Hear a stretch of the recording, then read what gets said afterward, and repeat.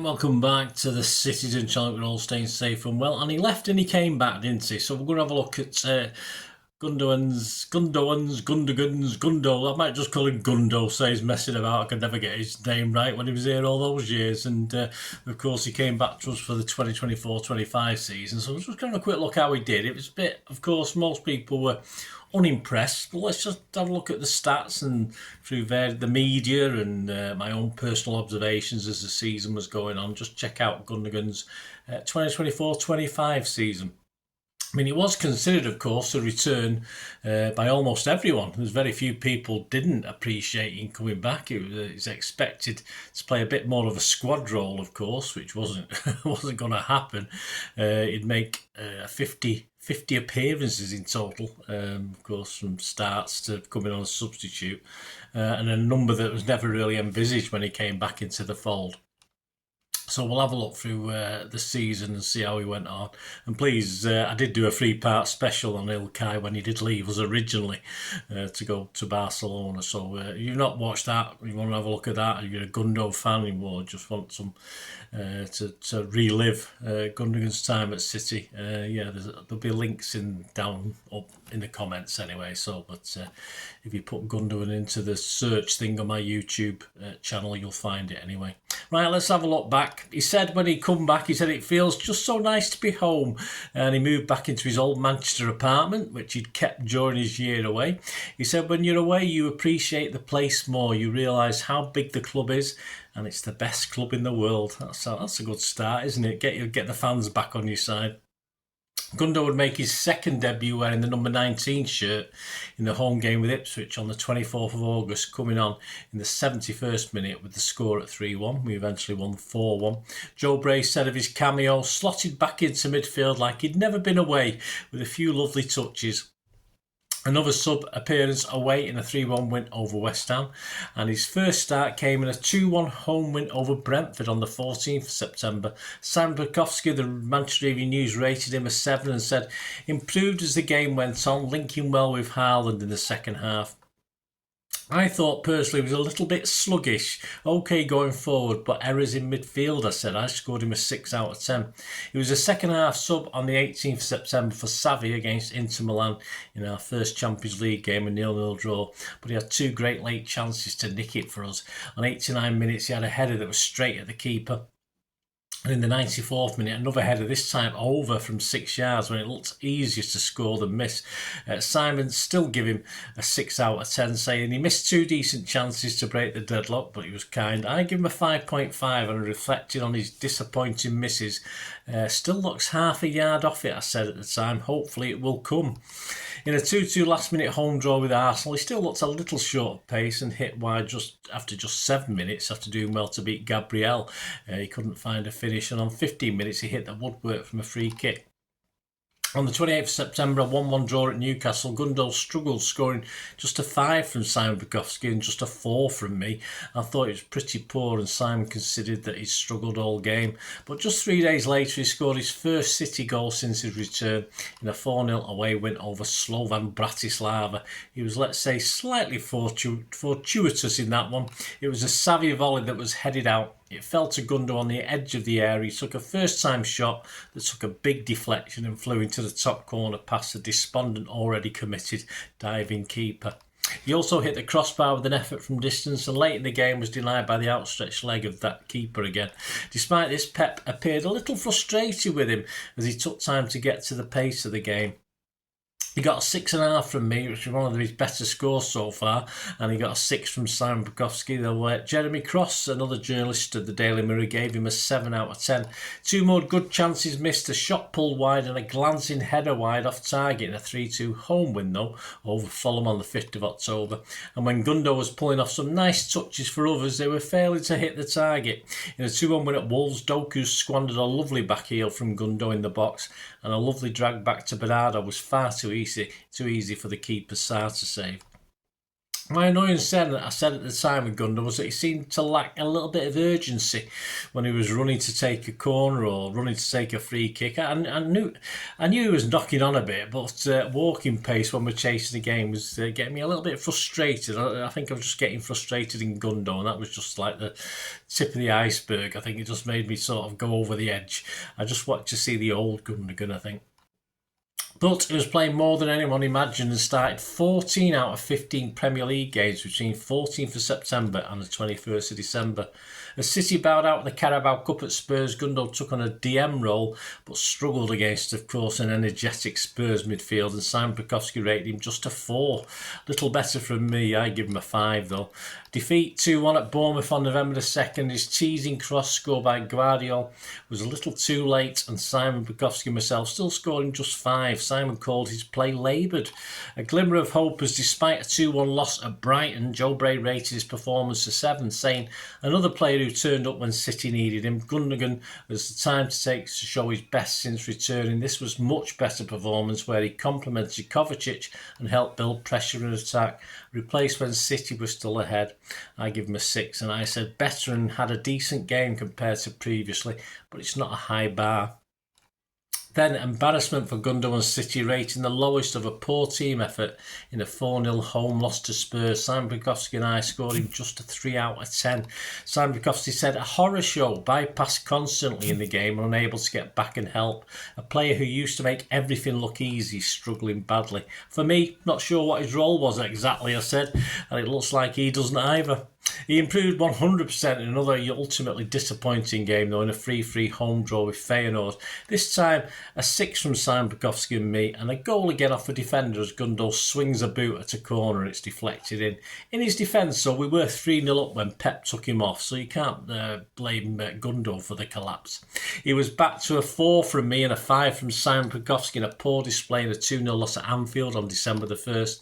I said okay performances in a 3-0 home win against Forest and a 2-2 draw at Palace when he hit a post but had a mistake in him, and did not do much wrong in a 2-0 loss at Juventus, and nothing untoward against a poor United at the Etihad despite a 2-1 loss. But in a 2-1 reverse at Villa, he was pulling another 4 out of 10 performance. He was not alone, 6 players rated 4 out of 10 as well in that game. Simon Bukowski said another non-event of a game. His biggest contributions were winning free kicks that led to nothing. And I said, well, what exactly is his role? Pep, can you tell us? Or answers on a postcard.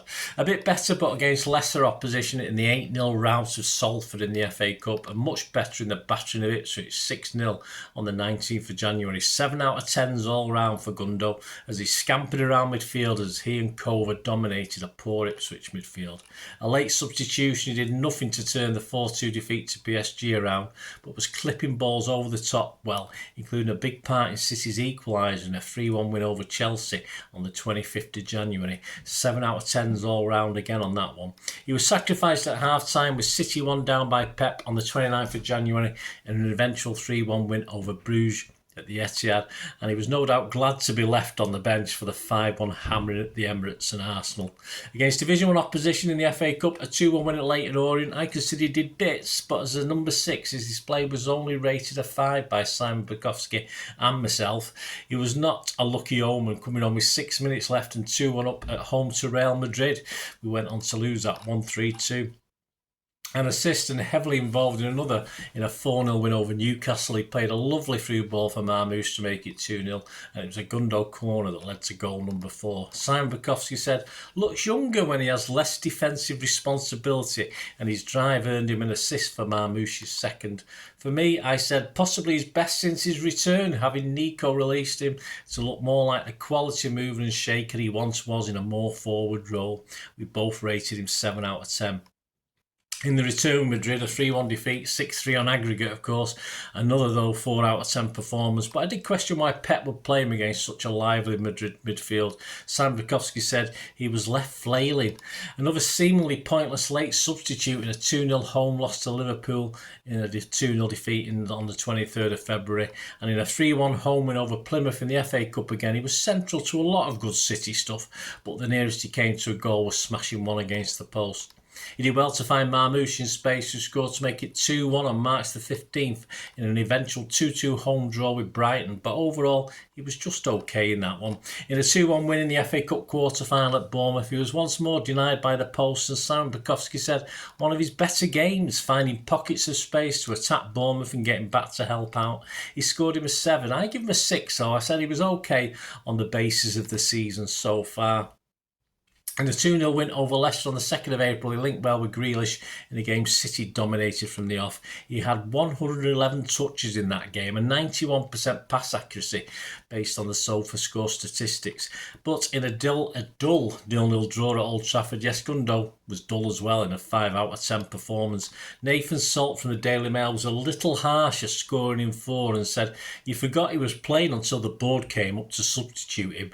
Everything was backwards or sideways.